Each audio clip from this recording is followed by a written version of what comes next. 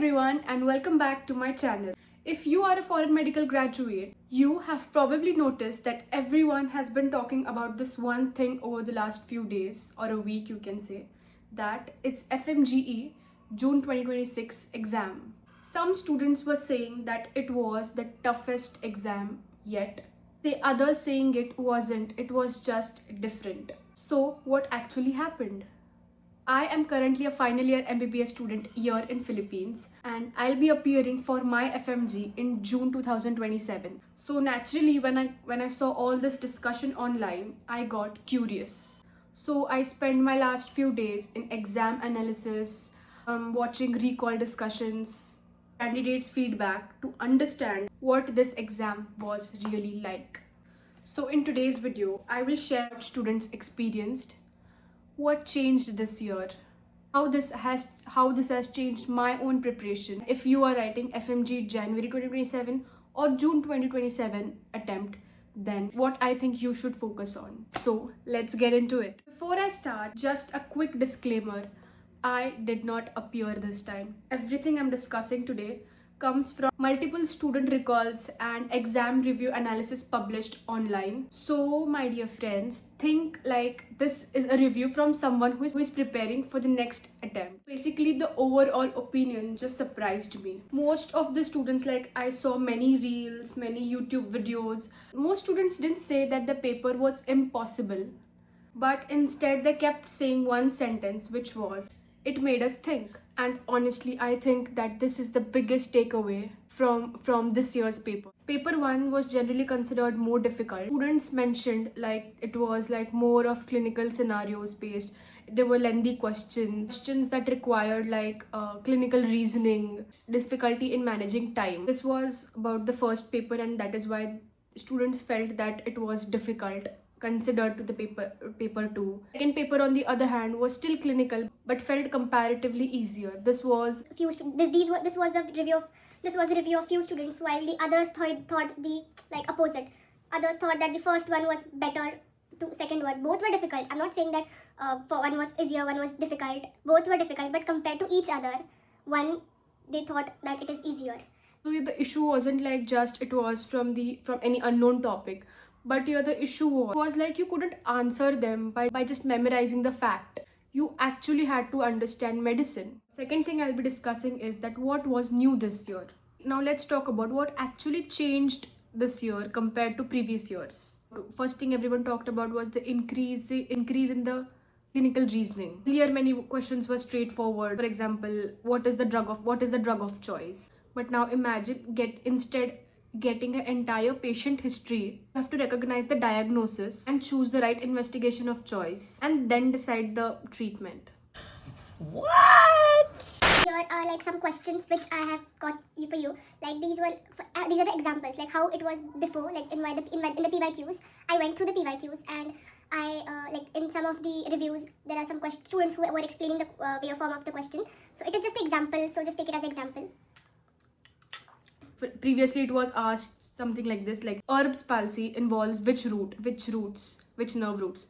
But now it was like newborn delivered by shoulder dystocia cannot abduct the arm. Which nerve roots are injured? If you have 4 to 5 lines of question, and that too lengthy questions, and still you have confusing options, if all the options look similar to you, it is difficult to eliminate the options and it requires time. Like let's write down from the beginning so that at the end we can analyze that what are the things we should work on. So the first thing is that clinical scenarios. Second thing was time management. Time management was really important this time. The second big change was image-based questions. I guess previously also there were image-based questions, but this time they were more image-based questions, like on chest X-ray, ECG interpretations, then histopatho slides, then dermatological images, and the radiology. Previously the radiology questions were asked like straight away, like identify the chest X-ray. But now this year the questions were like chest X-ray is given and there is a lengthy question besides it. For example, a trauma patient develops sudden dyspnea. Chest X-ray shows absent lung markings with mediastinal shift. What is the immediate management? This is just a small question I'm reading. There were like really lengthy questions which students said and then I'll read the question, and then firstly I'll just analyze the question. Like there's a trauma patient. Now trauma patient, what is trauma patient? I will think of chest injuries, like if there is a pneumothorax, if there is a hemothorax, or is there a rib fracture, or a cardiac tamponade. Then I will think that then there is a sudden dyspnea develop in the patient. Like after the trauma, there is a sudden dyspnea develop in the patient. Sudden dyspnea suggests as like a acute or life-threatening cardiac cause. Then further they said that there is absent lung marking. Air is present in the pleural space. It means there is no blood or no fluid. There is air. Then there is also a mediastinal shift. Mediastinal shift, that is the clue key over in this question. Simple pneumothorax does not shift the mediastinum. So the mediastinal shift indicates here there is a pressure inside the chest and it is compressing the other lungs and the great vessels. So then I will make when I think of all these, after reading the question, when I make all the things in my mind, then I will think that the diagnosis here is tension pneumothorax. Then I will think what will be the immediate management, not the definitive management. Basically what I'm trying to tell you here is that previously there were straight away questions like identify the chest x-ray or identify the CT image or identify this, whatever. But now they give case-based scenarios and they didn't ask you to identify the image. They ask you that what this image is, what the diagnosis, whatsoever the diagnosis of this image is, and you have to tell either the treatment, etiology, or whatever the secondary question is, not the straight question. That's my point, guys. So what is the third thing we need to remember? You don't have to study superficially. You have to study in depth, everything in depth. Then comes the biggest surprise, the video-based questions. Apparently the candidates were shown videos like demonstrating neurological examinations, gait patterns, and other clinical signs. Honestly, when I heard, I was shocked. FMG is really trying hard. Like FMG is just a screening test. It is not a competitive test. It is just a screening test for us, for students like us who are foreign medical graduates. And they are making it so difficult. Why are you making life hell for us, foreign medical graduates? Why? We need answers on this. But I also think that we can take this change in a positive way and just think that as we are becoming the future doctors, our job isn't just to remember what is in the textbook, but our job is to identify problems, think logically, and make decisions. This 2026 June FMG exam changed my way of preparing for the next upcoming FMG. Earlier, I thought that I will just complete my entire syllabus till December, and then next 6 months I will be finishing. I will be like just revising my notes and solving MCQs and looking at the PYQs. But now I think I need to go beyond that. I'm going to spend I think I should spend my more time understanding the pathophysiology than just memorizing the treatments. I'm also going to practice interpreting ECGs. I'm promising myself that I will look at chest x-rays every week, because students like me, like what I have a tendency to forget things very early, which I want to change it, and that change will happen only if I read every week, I read every day. And most importantly, I will solve how much I will solve, and you also have to solve n number of clinical based scenario questions. Like keep on solving questions every day. That is what I will suggest you. Start from today itself. If you're preparing for Jan 2027 or if you're preparing for June 2027, start your preparations from today. From today, solve every day at least 50 to 60 questions every day. Like if you're bored, solve 2-3 questions if you're bored, and I'm sure that you can solve at least 50 questions a day, because at the end you will not feel burdened.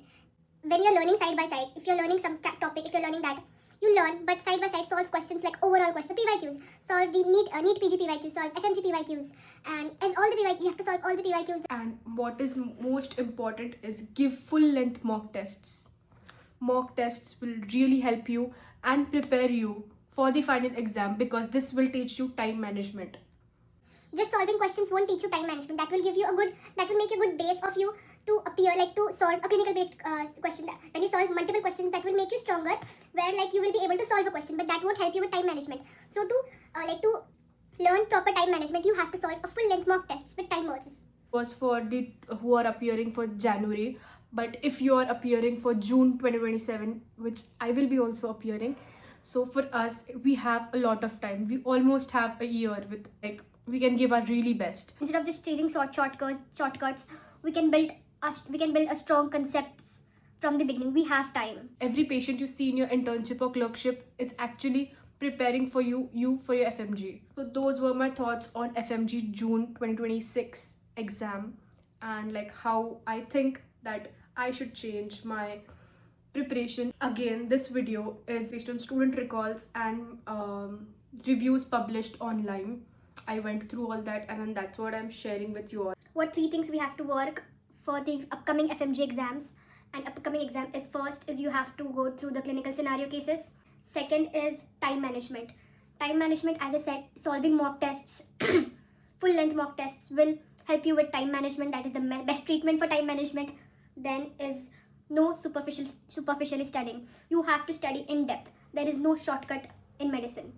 So these are the 3 things I think you should keep in mind, and I will also keep in mind. If you appeared the FMG 2026, I'd genuinely love to hear your experience. Leave me your thoughts in the comment section, because it will help students like me and many other who will be appearing for FMG in the future. If you found this video helpful, do not forget to like, subscribe and share it to your fellow FMGs. And thank you for watching, and I'll see you in the next video. Until then, study smart, stay consistent and take care of yourself. Bye bye.